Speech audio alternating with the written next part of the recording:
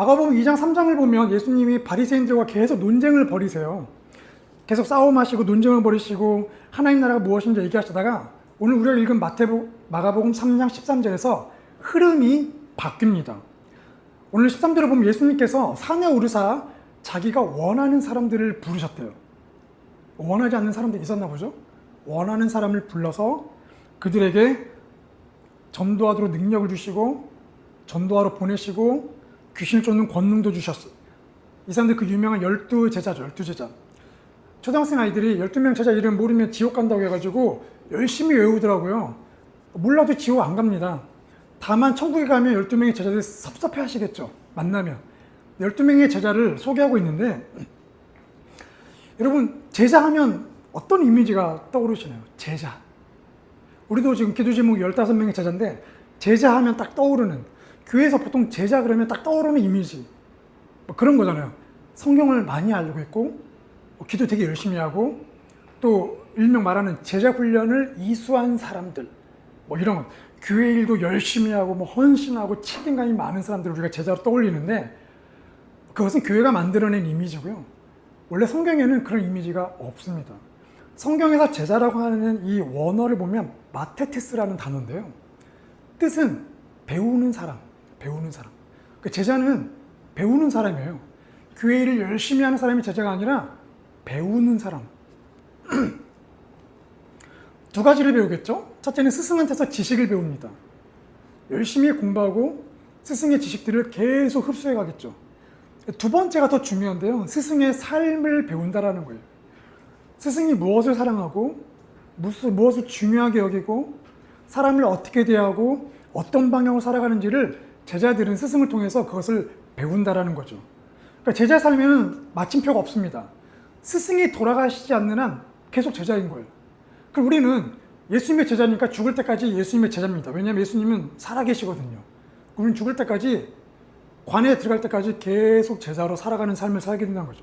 바로 이것이 제자입니다, 여러분. 그러니까 제자하면 우리가 막 떠올리는 그런 부담들이 아니라 이렇게 지식을 배우고 스승의 삶을 배워가는 존재라는 거죠. 그러면 우리가 질문해 보게 되는 거예요. 그럼 나도 예수님의 제자가 될 수 있을까? 나도 과연 예수님 제자가 될 수 있을까? 내가 말씀 읽다가도 쉽게 포기하고 기도하다가도 잠깐 영상 보다 마음 뺏겨서 계속 몇 시간 영상 보게 되고 사랑하라는 설교를 듣지만 또 집에 가면 또 싸우고 은혜 받고 믿음으로 우리가 결단하지만 또 시간이 지나면 다시 예전 모습으로 금방 돌아가는 내가 과연 제자가 될 수 있을까? 그런 자괴감이 많이 들죠. 내가 신앙생활을 열심히 하는 것 같은데 때로 보면은 세상 사람들보다 더 못 사는 것 같은 그런 느낌들. 그래서 결국 우리는 스스로에게 결론을 지을 때가 많습니다. 아, 역시 나는 안 되는구나. 난 역시 안 되는구나. 스스로가 마침표를 찍는 경우가 많다라는 거죠. 근데 여러분, 우리가 오늘과 다음 살펴볼 베드로의 인생이 여러분의 삶, 우리의 삶과 굉장히 비슷합니다. 어쩌면 우리보다 더 최악의 상태의 모습일지도 모르죠. 왜냐하면 베드로는 예수님의 제자하면 가장 먼저 떠오르는 사람이 항상 베드로거든요. 예수님의 수제자예요, 수제자. 다른 제자들도 그 사람을 인정했을 것이고 예수님도 인정했을 겁니다. 그런데 그 베드로의 모습을 보면 그런 위대한 모습만 보이는 게 아니라 완전히 망가지는 모습들이 계속 성경에 등장하더라는 거예요. 우리는 예수님과 같이 안 살아봤잖아요. 베드로는 예수님과 같이 살아봤잖아요. 그런데도 그렇게 실수를 많이 합니다. 근데 성경을 보면 왜 베드로의 그런 막 충동적인 행동, 말하는 거, 행동들을 왜 여실없이 다 드러낼까? 놀라운 건 여기 마가라는 이 마가복음을 쓴 마가는 베드로하고 굉장히 친해요. 그러니까 마가는 예수님을 만난 적이 없습니다. 예수님 제자가 아닌데 그 예수님 만난 사람이 아닌데도 불구하고 마가가 사복음서 중에 가장 빨리 쓰여진 책이 마가복음이거든요. 그럼 마가는 예수님 얘기를 도대체 어떻게 알았을까?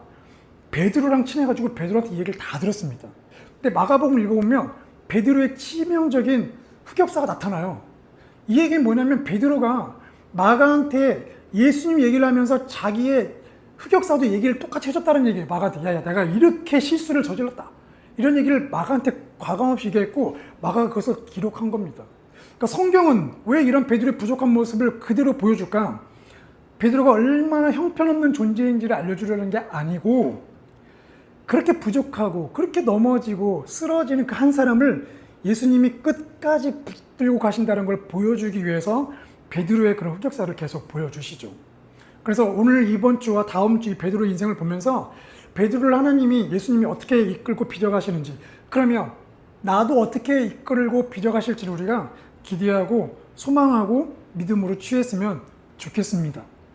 자, 우리 먼저 오늘 본문 16절 말씀을 다시 한번 읽어볼게요. 시몬에게는 베드로라는 이름을 더하셨고, 네, 오늘 우리가 첫 번째 보게 되는 건요, 예수님은 우리 이름을 새롭게 말씀해 주신다라는 거예요. 우리 이름을 새롭게 말씀해 주신다. 예수님과 베드로의 첫 번째 만남은 요한복음 1장에서 등장합니다. 요한복음 1장을 보면 안드레가 등장하는데, 안드레는 세례 요한의 제자였고요, 베드로와 형제지간입니다. 자, 근데 안드레가 먼저 예수님을 먼저 만났어요. 그리고 예수님이 메시아인 걸 깨닫고 나서 그 형제 베드로가 와서, 헤이 피터, 내가 메시아를 만났어, 나랑 같이 보러 가자. 그래서 베드로가 안드레와 함께 예수님을 만나러 갑니다. 그리고 그날 예수님을 처음 만난 그날 베드로에겐 뜻하지 않은 놀라운 경험을 하게 되는데요, 우리 요한복음 1장 42절 한번 찾아볼게요. 데리고 예수께로 오니 예수께서 보시고 이르시되 네가 요한의 아들, 개반은 번역하면 베드로라. 이 본문 구절이 저희가 읽었던 마가복음 3장 16절의 말씀을 확대 좀 해놓은 거예요. 예수님께서 베드로, 그러니까 원래 이름이 시몬이죠. 시몬은 듣는 자라는 뜻인데, 시몬을 보시자마자 하시는 말씀이 너 시몬이지, 하지만 장차 네 이름은 게바야, 베드로야 라고 이름을 바꿔 주십니다. 베드로라는 뜻은 반석이에요. 굳건한 돌, 반석이라는 뜻입니다. 근데 지금 이름을 바꿔 주시잖아요. 그러면 지금 시몬이, 베드로가 그 당시에 반석처럼 단단한 사람이었나? 그렇지 않다라는 거예요. 아직 예수님의 정식 제자도 아니고요, 여전히 베드로의 모습은 늘 생각보다 말과 행동이 늘 앞서고 즉흥적으로 행동하고 융통성이 없고 충동적이고 실수도 엄청 저지르는 그런 연약한 모습 자체입니다. 그런데도 불구하고 예수님께서 그날 베드로한테 야, 너 네 이름은 반석이야, 굳건한 돌이야 라고 말씀하셨다라는 거예요. 왜 그렇게 말씀하셨을까? 예수님이 베드로의 현재 모습을 무시했다는 뜻이 아닙니다. 현재 모습을 너무 잘 아시죠. 앞으로도 저지를 실수가 뭔지 다 알고 계신데도 불구하고 예수님이 베드로한테 야, 너는 여기저기 굴러다니는 돌이 아니라 굳건한 반석 베드로라고 하신 이유는, 앞으로 베드로가 이 불완전한 현재 모습에서 성령을 통해서 굳건한 반석으로 빚어져갈 그 모습, 그리고 초대교회 모습에서 앞으로 베드로가 하게 될 그 모습을 미리 보시고 나서 그래서 그 이름을 반석이라고 지으시겠다는 거예요. 새로운 이름을 지어주셨다는 거죠. 우리는 가끔 우리 자신을 볼 때에 현재 모습을 보고 내 자신을 판단할 때가 많습니다. 나는 성격이 원래 이래. 나는 의지가 이렇게 약하지? 나는 관계를 잘 맺지 못해. 또 실패했어. 우리는 현재 모습으로 우리 자신을 평가를 해버리죠. 근데 평가는 할 수 있는데 더 무서운 건 평가한 그 모습을 가지고 내 미래까지 평가해버린다는 거예요. 그래서 난 안 되겠구나. 역시 난 안 되겠구나. 우리의 가치를 현재 내 모습으로 평가할 때가 너무 많다라는 거예요. 근데 예수님은 우리를 그렇게 대하시지 않으신다라는 거예요. 우리 현재 모습이 아무리 연약해도 그럼 그렇지, 네가 그렇지라고 말씀하시는 게 아니라 네가 여전히 지금은 그런 모습이지만 너가 성령을 통해서 이렇게 빚어질 거야. 지금 네 앞에, 네 배에서 생수가 쫄쫄쫄 나오지만 조금만 시간 지나봐. 그러면 깊어질 거야 라고 하시면서 그 미래의 모습을 보고 우리를 자꾸 끌어당기신다라는 거예요. 여러분, 우리의 가치는, 우리의 이 존재 가치는 지금 내가 갖고 있는 능력 또는 앞으로 내가 펼칠 어떤 잠재력, 여기로 결정되는 게 아니라 예수님이 우리를 부르시는 그 이름으로 결정된다는 겁니다. 성경을 보면 우리를 부르시는 수많은 이름이 있어요. 하나님의 자녀라는 이름 있죠. 고린도후서에 보면 새로운 피조물이라고 우리를 부르시죠. 그 다음에 또 우리를 거룩한 백성, 왕 같은 제사장이라고 계속 우리를 불러주십니다. 지금 그 모습이 아닌데 그렇게 빚어져 갈 걸 아시기 때문에 계속 그렇게 부르신다는 거예요. 그래서 여러분, 제자가 되는 이 현실, 우리가 예수님의 제자가 되는 이 첫걸음은 뭐냐면 내 자신을 어떤 능력자로 변화시키기 위해서, 인정받기 위해서 능력을 갖추는 게 아니라 그런 능력을 갖추려는 내 자격과 그 해내려는 모든 것을 내려놓고 예수님이 나를 어떻게 부르시는지 귀를 기울이는 게 제자의 첫걸음이라는 거예요. 그날 시몬한테 바로 새로운 이름을 불러준 것처럼 지금 나를 뭐라고 불러주시는가, 귀를 기울이는 것이 제자의 첫걸음이에요. 자, 그래서 지금 여러분 모습 보고 포기하지 마십시오. 네. 여러분 모습 보고 한숨 쉬지 마시고 한탄하지 마십시오. 물론 내가 짓는 죄와 연약함을 부정해서는 안 되죠. 그거는 회개해야 할 모습이지만, 그러나 지금 여러분의 모습을 갖고 미래를 평가하지 말라는 거죠. 예수님은 준비된 사람을 부르시는 게 아니라 부른 그 사람을 준비시킨다라는 거예요. 예수님은 준비된 자를 부르시지 않고 부르신 사람을 준비시킨다. 여러분 이걸 꼭 기억하십시오. 예수님이 부르시면 그 사람을 준비시킨다라는 겁니다. 우리 옆 사람에게 선포할까요? 당신 포기하지 마십시오. 시작. 당신이 얼마나 엉망진창인지 제가 잘 알고 있습니다. 시작. 다시 한번 포기하지 마십시오. 네, 예수님이 당신을 부르시고 준비하십니다. 시작. 아멘. 네, 여러분 포기하지 마십시오. 자, 우리 두 번째 문장 같이 한번 읽어볼까요? 두 번째. 시작. 살아야 하는지 보여주신다. 예수님은 베드로의 이름을 새롭게 바꿔주신 걸로 끝나는 게 아니라 앞으로 그가 어떻게 살아야 할지 인생의 방향을 새롭게 보여주시다라는 거예요. 이제 누가복음 5장을 보면 누가복음 5장에 예수님이 베드로를 또 찾아가신 장면이 나타납니다. 그날 예수님이 바닷가에서 무리들에게 설교를 하시는데 그날 제자들이 물고기 잡는 일을 마치고 돌아왔습니다. 빈 그물로 돌아왔어요. 밤새 수고했지만 물고기를 한 마리도 못 잡았습니다. 빈 그물로 돌아왔으니까 얼마나 그들 마음과 허탕함이 있겠어요. 빈 그물은 단지 내일 잡으면 되지 이게 아니라 빈 그물로 왔다는 건 그날 수입이 없다라는 거예요. 그날 수입도 없고 또 하나는 내가 어부로서의 경험과 기술이 있지만 그것이 무용지물이 되었다라는 거예요. 그러니까 빈 그물을 계속 수리하면서 그들 마음 가운데 계속 한숨이 나왔을 겁니다. 그런데 그날 예수님께서 베드로를 찾아오셨다라는 거예요. 여러분 우리 인생 가운데 빈 그물 같은 날 있잖아요. 열심히 했는데 원하는 결과가 나오지 않아요. 최선을 다했지만 마음대로 되지 않아요. 성실하게 일했지만 인정받지 못합니다. 관계를 회복하려고 했는데 관계가 더 꼬여버렸어요. 특히 우리가 기도 열심히 하고 있는데 아무 일도 일어나지 않아요. 빈 그물이에요, 빈 그물. 그런데 여러분 이런 빈 그물을 들고 있을 때에 이 상황을 보고 내면에 그런 목소리 들리잖아요. 내가 지금까지 한 일이 무슨 의미가 있지? 야, 이것도 안 풀리는 거야. 야, 내 인생 엉망이구나. 야, 내가 이제 뭘 붙잡고 살아야지? 그런 한숨들이 계속 우리 안에서 올라오잖아요.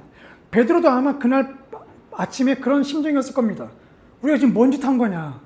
우리가 아무리 해봤자 수고한 게 없구나. 허탕쳤다. 자, 그러고 있는 와중에 예수님께서 베드로의 배에 올라타세요. 그리고 베드로에게 말씀하시죠. 야, 네 배 좀 띄워라.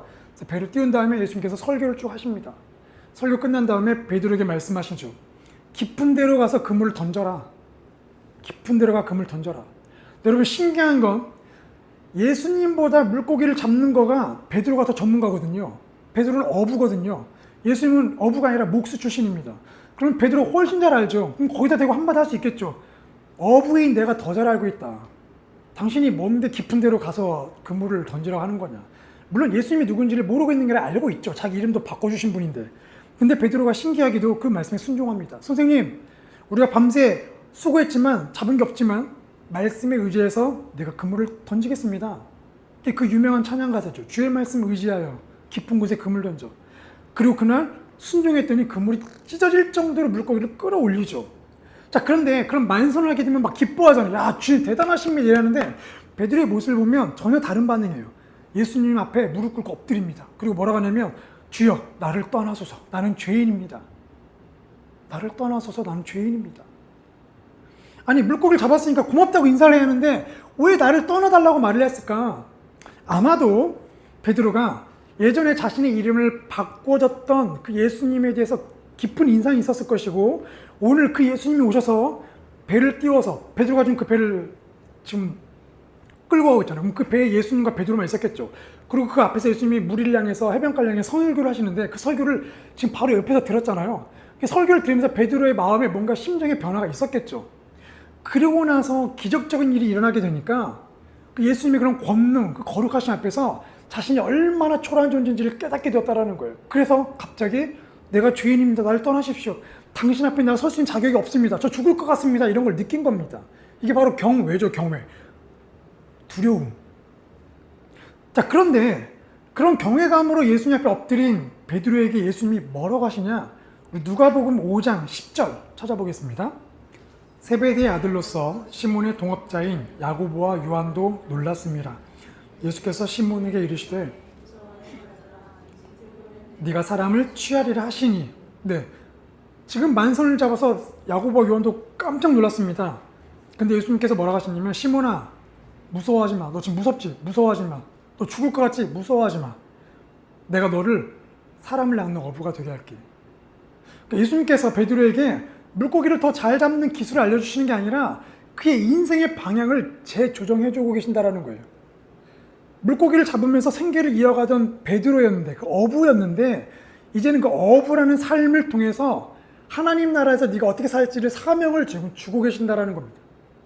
여러분, 여기서 우리가 오해하면 안 되는 게 있는데, 우리가 흔히 실수하는 오해가 있습니다. 이분법적 사고죠. 이런 얘기 많이 들어봤을 거예요. 교회의 일은 거룩하고 세상에서 하는 일은 세속적이다. 이런 얘기 많이 들어보셨을 거예요.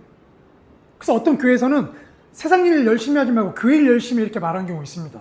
그건 너무 잘못된 거죠. 그건 비성경적입니다. 그럼 세상 일이 세속적이라는 말이 성경에 없어요. 모든 일은 다 거룩한 일이고 모든 일은 다 하나님의 일입니다. 또 어떤 분은 그런 말씀 하잖아요. 목사님은 하나님의 종입니다. 아니요. 그런 말 하면 안 돼요. 그런 말은 거짓말입니다. 모든 사람이 하나님의 종으로서 각자 일터로 부름받았다라는 거예요. 이것이 성경적인 직업관입니다. 자, 그런데 이 사탄은 우리한테 그런 거짓 메시지를 던지잖아요. 세상에 살아가는 삶이 무가치. 그래서 우리가 때로는 뭔가 일이 안 풀리면 내가 교회 일에 헌신하지 못해서 그런 건가? 그런 종교적인 생각도 하잖아요. 절대 그렇지 않다라는 겁니다. 오히려 교회에 머무는 시간보다 세상에서 머무는 시간이 많기 때문에 세상에서 크리스찬 살아갈 수 있도록 그 영적 기술을 배우는 게 사실 더 중요한 부분이에요. 교회에서 하루 종일 일하는 것보다. 여러분, 하나님께서 이 베드로를 부르실 때에 너 어부 그만해. 그거 세속적인 일 이렇게 하신 게 아니라 네가 어부 전문가지. 그럼 고기 낚는 법 잘 알지. 그러면 내가 너를 사람을 낚는 어부로 바꿔줄게 라고 방향을 틀어주신 거예요. 제자들이 지금 예수님의 제자가 되었다고 해서 어부 일을 그만두는 게 아닙니다. 예수님을 따라다니면서 일도 하고요. 일 없는 날은 또 가서 어부해요. 그 생업을 또 계속합니다. 그걸 병행해서 했었거든요. 그러니까 하나님께서 그 삶의 방식을 새롭게 바꾸더라는 거예요. 마찬가지 여러분, 제자는 직업을 버리고 교회 일만 하는 사람이 아니라는 겁니다. 제자는 어떤 삶이냐? 자기 삶의 주인이 예수님께로 바뀌었다라는 거예요. 삶의 방향이 예수님께로 바뀌었다라는 거예요. 그래서 직장인은 직장 안에서 주어진 일을 열심히 감당하면서 성실과 충성으로 하나님을 보여주는 삶을 사는 게 제자입니다. 부모는 자녀를 하나님께 인도하도록 섬기는 거예요. 사업가는 돈만 버는 사람이 아니라 사랑과 자원을 정직하게 돌보고 하나님의 선하심을 드러내는 일. 배우는 관객들의 박수를 인정받는 게 아니라 지금 내 눈앞에 있는 관객들의 삶에 하나님을 알아가는 그 질문을 던지는 사람이 제자의 삶이라는 거죠. 학생은 성적을 통해 자기 가치를 증명하는 게 아니라 이웃과 세상을 섬기기 위해서 하나님의 지성을 채워가는 훈련을 하는 것. 이것이 제자의 삶이라는 겁니다. 그런데 우리가 열심히 살아가면서 힘든 이유는 뭐냐면 내가 지금 가는 방향이 맞는지 확신이 없어서 그래요.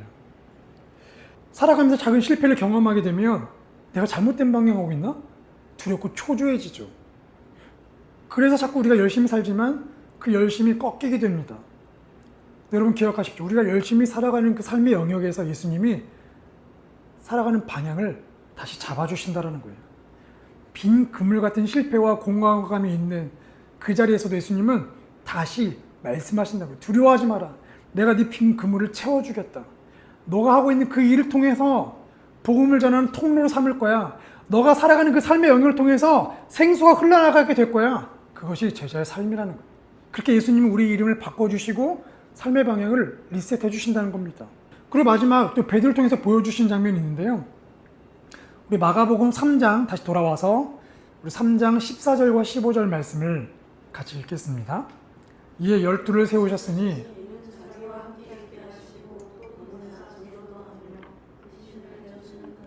가지게 하시심이라. 네. 세 번째, 예수님은 하나님 나라가 어떤 곳인지 경험하게 해주신다라는 거예요.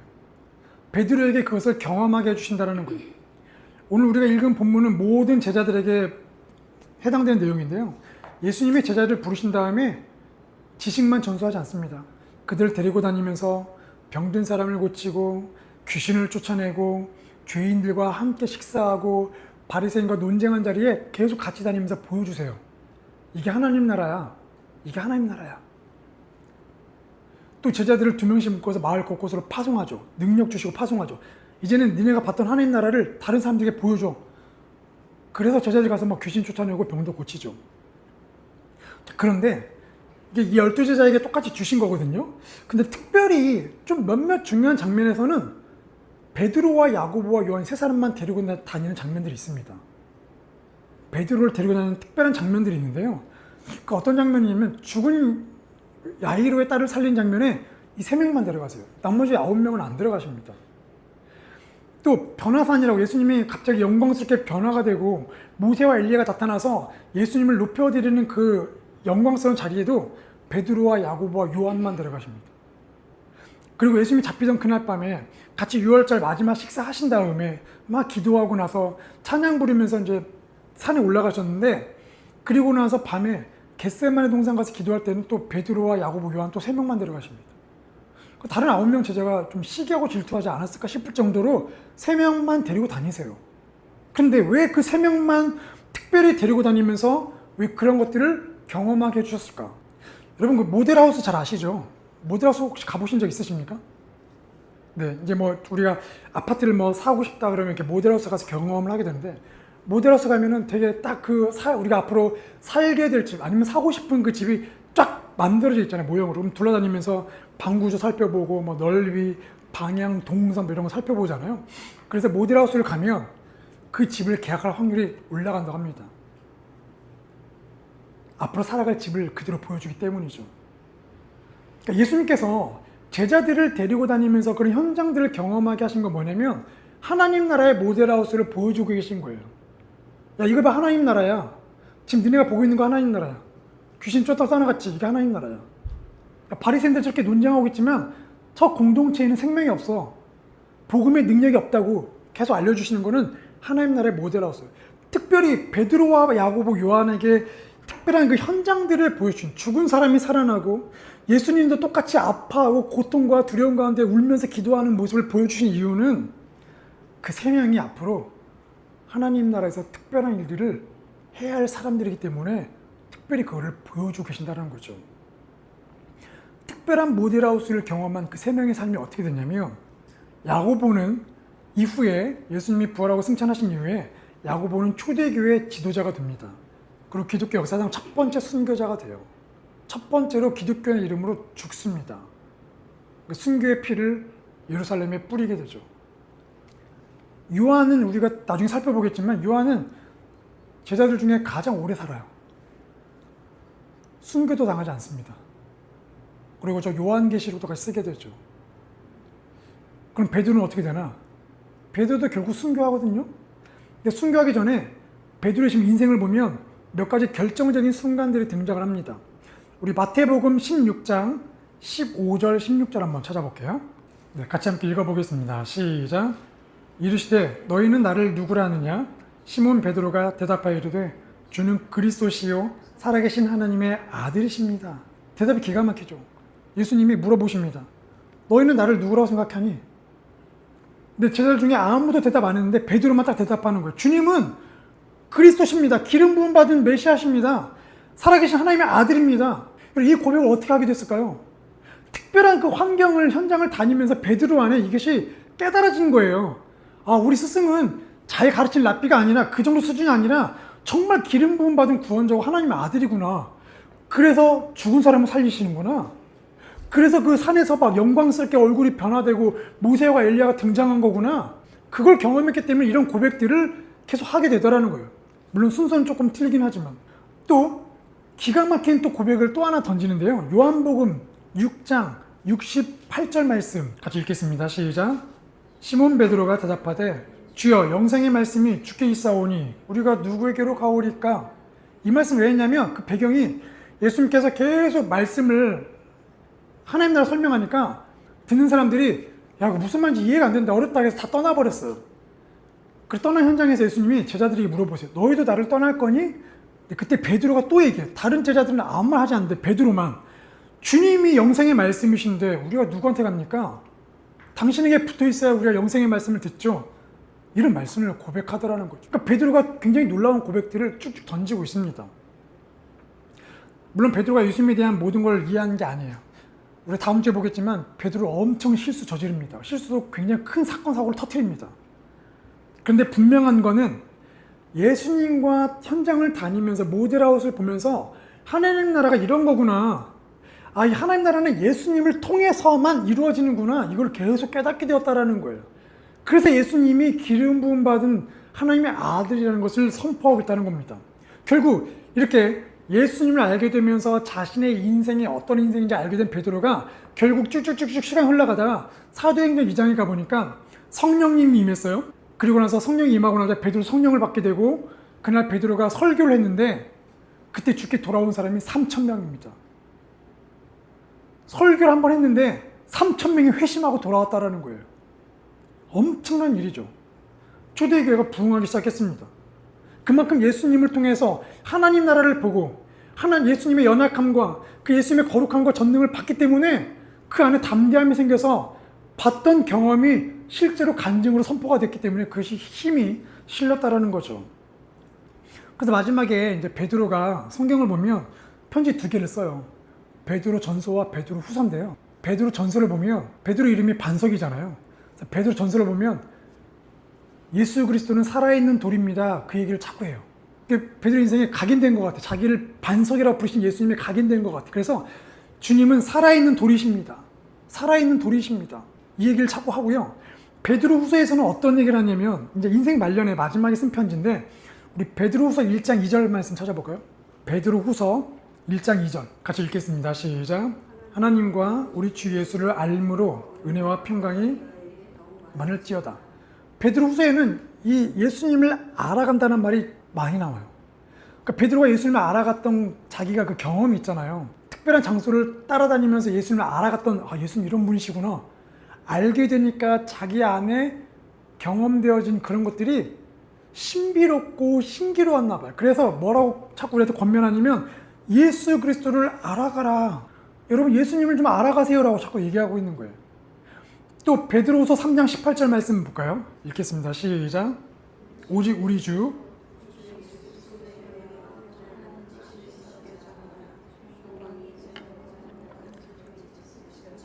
네, 편지를 마무리하면서 또 무슨 얘기하죠? 예수님을 아는 지식에서 자라가라. 또 예수님을 알아가래요.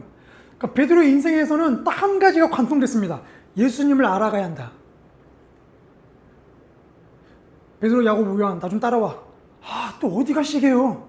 따라와봐. 특별한 걸 또 봤어요. 예수님 이런 분이구나. 알아가라.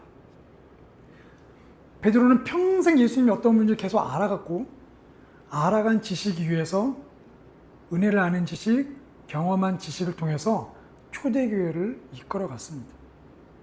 여러분 우리 삶에도 크고 작은 여러 사건들이 있어요. 우연히 일어날 수 있다고 생각되겠지만 믿는 자 안에서는 우연이 없습니다. 우연이 없다는 얘기는 그 안에 하나님의 뜻이 있다는 거예요. 하나님의 뜻은 뭐냐면 그 사건을 통해서 예수님을 알아가는 겁니다. 경험적으로 알아가는 거예요. 성경 지식의 문자적 알미 아니라 경험에서 알아가는 그거를 계속 우리에게 주신다라는 거예요. 그럼 여러분 삶에 일어나는 그 사건들을 되돌려 봐야죠. 재해석해 봐야 합니다. 하나님, 제가 이 사건을 경험했는데 이 모델하우스는 어떠한 사건을 저한테 알려주려고 하는 모델하우스입니까? 물어봐야 한다는 거예요.